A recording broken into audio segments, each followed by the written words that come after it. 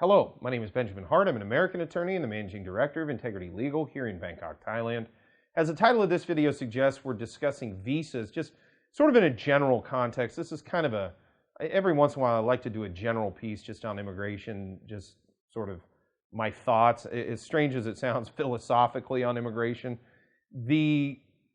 I was recently reading a biography of Chiang Kai-shek, and there was a statement in the book, or I should say there was a sentence in the book, talking about General Chiang Kai-shek, and they were talking about how he at many points during his time during the Chinese Civil War, he had to trade space for time.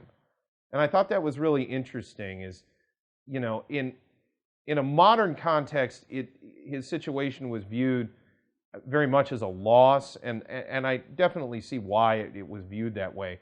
But if you view things as he was sort of fighting a rearguard action the whole time, you can sort of look at his situation a little bit differently. There's a little bit more nuance there, where he was trading space for time in order to accomplish certain goals on and off the battlefield in order to consolidate his position. And I bring this up because I oftentimes, folks, when they're talking about visas, I think sometimes folks have a little bit of the wrong attitude about visas. Because I think people view them as there's a kind of a misconception that visas are a sort of formality, and that therefore they don't really need to be viewed as overly important. I do think that paradigm has shifted a lot, especially in the last year, where immigration to Thailand, to the United States, to really any place in the world, has become fundamentally more complicated than it was, say, in the fourth quarter of 2019.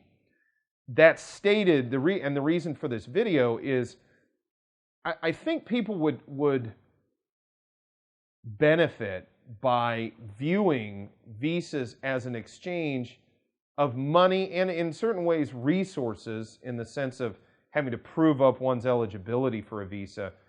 You know, money and resources in exchange for time, because that's what you are getting. When you ask for a visa, you're seeking time in a certain place. If you wish to be in the United States and perhaps you're going to gain permanent residence, yes, there can be some money involved in that, and there can be some expensive resources, including but not limited to, you know, needing to get documentation, needing to get certain things translated.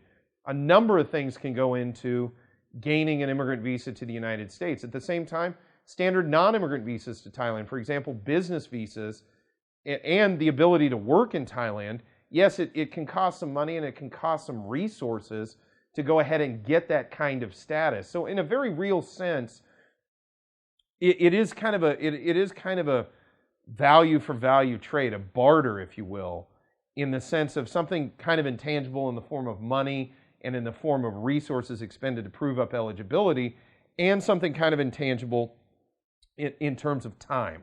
So I hope this video makes sense to folks. And again, I don't wish to make something that is relatively routine, or for lack of a better term, kind of mundane, into something seemingly esoterically or philosophically complex. But I was thinking about it the other day, and I just decided to go ahead and make this video.